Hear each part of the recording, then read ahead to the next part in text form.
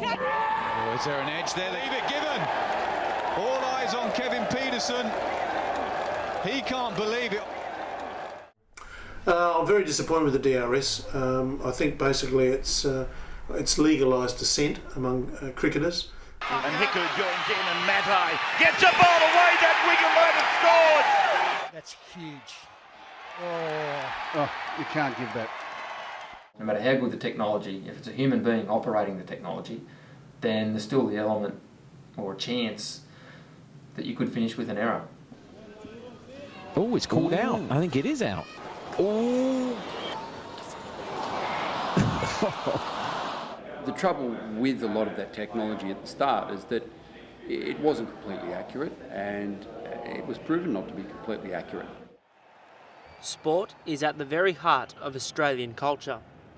Friday night footy is part of our vernacular, and Warnie is our king.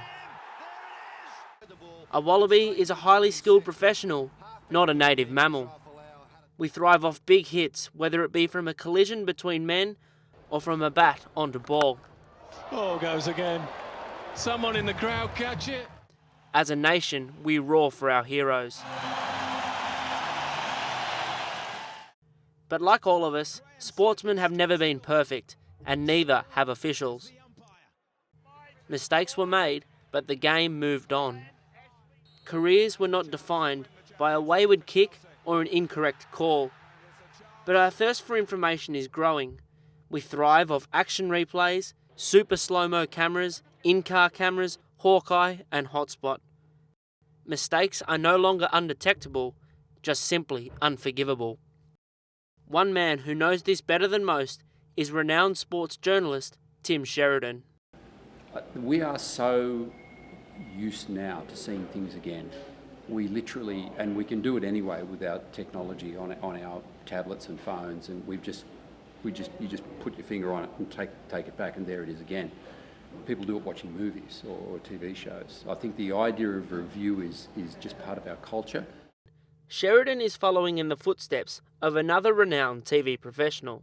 Well, it dates back to ABC America and a man called Roone Artledge, who's really considered the father of the way modern sport is covered. And Roone Artledge was the first person to realise that the technology of the video disc would enable you to rewind and play material again.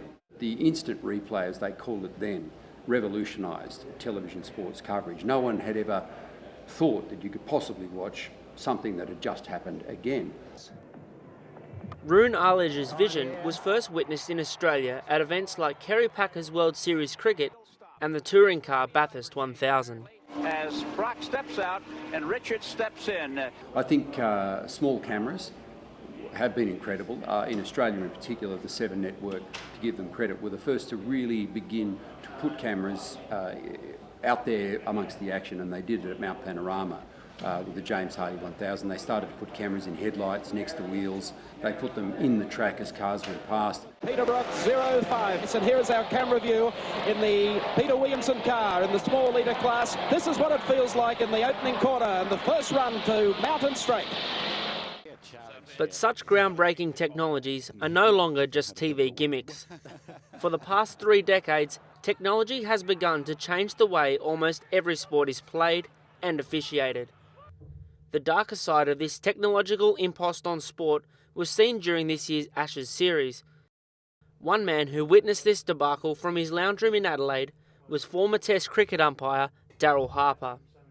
To be quite honest, I've often thought that you could have 2 trained monkeys out there umpiring a test match these days until the team runs out of its reviews, and then the real umpiring starts. Got him! He's gone for a wide one, and there's an edge.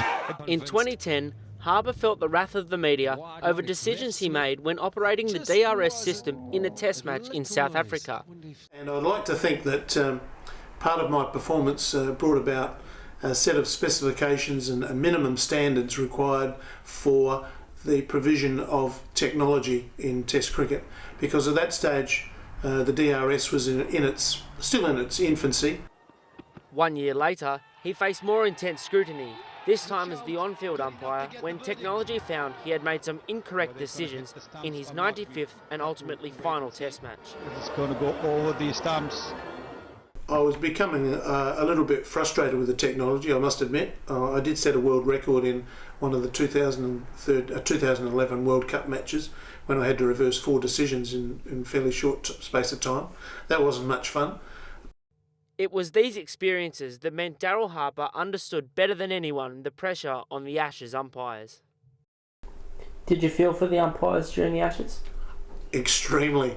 I was sitting here at home in the middle of the night squirming on occasions for the umpires because like the other millions of viewers around the world, I could see what should have transpired and what decision should have been made, but the umpires were powerless to correct their errors. And I felt that was an extremely poorly flawed system. Cricket's decision review system is invoked by players when they disagree with an umpire's call. The third umpire then uses technologies such as slow motion replays, Hawkeye and Hotspot to determine the correct outcome. I don't think it does exactly what it's supposed to do. It's there basically for the howler, for the umpire, but I think it's being used more with those 50-50 calls at the moment to try and go and get away with one pretty much. Ben Rohrer is a member of the New South Wales Blues and Australian 2020 cricket side. Yeah, there is a lot of focus on, especially at the end of the day, a lot of talk about the bad decisions rather than who did well that day. So I'd like to see that sort of focus changed around a bit, and if a change in the DRS is what's required to do that, taking it out of the players' hands or whatever, then I think that'd be better for the game. I think the technology is providing the viewer sitting at home with such wonderful detail that there's no way that a television producer, director, whatever, will backtrack on what he's already achieved. He's always going to be looking for the next step. He's not going to be willing to take a backward step in the interests of the game. Let's see, nothing there on Hotspot. There's a little bit on the glove before the ball gets there. I can't pick anything else up there, anything on the shirt. But in October, host broadcaster Channel 9 did take a backward step, announcing it would axe Hotspot from its Ashes coverage, removing it from the DRS system. But for Daryl Harper's career, it's a case of too little, too late. I knew and I know now that there are many flaws in the technology. For example, with regard to the ball pitching, whether it lands on the mat or not, there's a great amount of doubt as far as I'm concerned in the accuracy of the technology, the way it's presented. But for the players, it does mean that one source of frustration has been removed. A few of the nicks do show up that aren't nicks, and the opposite way around, and obviously be very frustrating as a player, especially if you've been given not out and it shows you're eventually out there. It's people's careers on the line, so everyone hates getting out the best of times, but when you're not actually out, it's even more frustrating. But cricket isn't the only sport suffering a crisis of confidence in its officials. Depending on which team you support, rugby league referees can sometimes be your best friend or your worst enemy. In the final rounds of the 2013 season, the National Rugby League heeded calls for more on-field power for players and commissioned a trial captain's challenge system in the Holden Cup under-20s competition. For the West Tigers, the captain's challenge saved their season. Well, I thought our season was over, and if the captain's challenge wasn't there like it would have been, we wouldn't have gone to the second stage of semi-finals. Deloise Hotter is a member of the West Tigers Holden Cup side. Yeah, it was sort of strange, like having two calls going against you and challenging them and both going your way. It's pretty strange because when the penalties were called, we thought like immediately our season was over, Mad Monday was going to start. Rugby league has always been a game that's played at a high speed, and that's the way it was refereed for a number of years. NRL video referee Bernard Sutton is a fan of the captain's challenge system. Yeah, look, there's probably not a game goes by where there's not an error from a referee. That's the human element which we just spoke about. Obviously, some errors are bigger than others. The elimination of these big errors was the driving force behind the captain's challenge trial, but introducing such measures is fraught with danger. I think as video refs, with technology, and we've now got around 12 different camera angles on a game, and we've got access to slow motion video and all the like, it's very easy to fall into the trap of becoming too technical. But one sport refusing to fall into the trap of over-analysis via technology is tennis. I just think Hawkeye, they've got it down to a pat, and there is no way we need to rejig it or fix it up, because I think it's great because there's no real human element in it. There's no interpretation, it's just simply black and white, yes or no, in or out. Tennis officials like Shane Merry are extolling the virtues of their Hawkeye Challenge system that operates in major worldwide tournaments. Players are given the opportunity to challenge an umpire's line call that goes against them, in the hope of having them overturned. When it comes to the challenge system, the computer has the final say. And I've seen thousands upon thousands of challenges, either on TV or live at matches I've attended, and I've never once seen a player blow up about it. It is the simplicity of this system that gives it an edge over its rivals. In the VO box in a rugby league match, it's all about opinions, it's all about the way they interpret the rule book. Whereas with Hawkeye, it's just simply in or out. If you look in the media, you never hear about Hawkeye Challenge, you never hear about incidences. So it's therefore everyone's happy, whereas in other sports like cricket and rugby league, we're looking at VO technology to overrule the interpretation of the law of the game. And I think that's the difference. But according to the man who witnessed the inaugural Hawkeye setup at Wimbledon in 2005, the tennis system is neither as simple nor accurate as it claims to be. When Hawkeye came along, what they did was create a virtual cage of the court. So in Hawkeye's head, if you like, the court exists and the line is, we were told, in exactly the same place as where the ball falls. Here we are. He thinks it's wrong. He says it was definitely out, in his opinion. Well, if you were a player looking at that going past you, you would think it was out.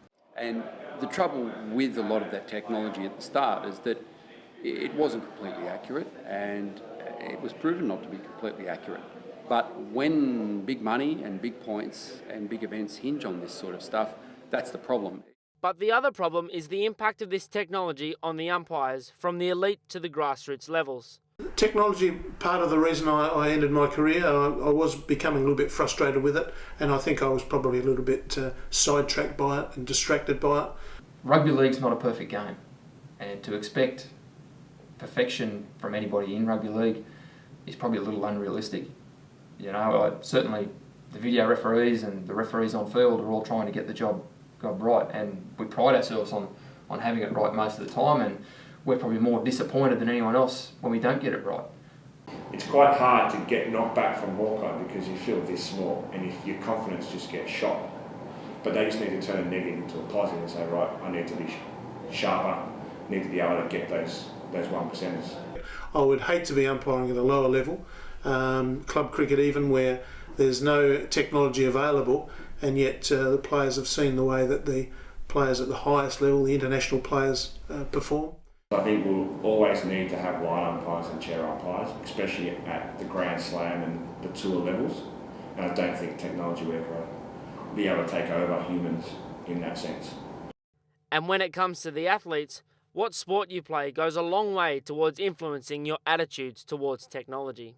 It's always sort of been the way that the batsmen as themselves sort of know when they're not out, and they're always been questioning the umpires. It's just they haven't had the video evidence to back themselves up like they do these days. No, I think my respect for them is always the same, you know. Like, you always get upset at the calls, but that's footy. But with the captain's challenge, you have a bit of attitude because you know there's a possibility that the call will get overturned. A lot of feedback from players is that it's enhanced and it's increased their level of respect for chair umpires and for line umpires because they see the results. And they've embraced technology because they know that the technology is not human-based, it's computer-based.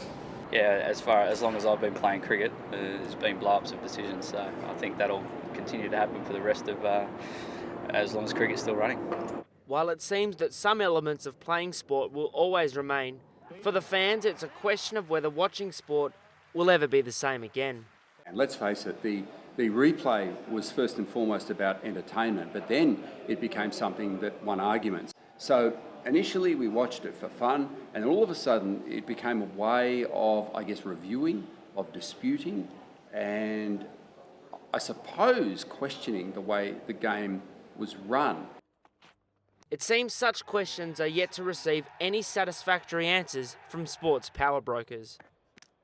The rule makers have had to adjust the games to cope, and at times it's been difficult to handle because the technology's taken over. The human element is no longer there, and when they get it wrong, even when the twist comes when you get it wrong, even when you've used the technology, that's when things start to go really pear-shaped.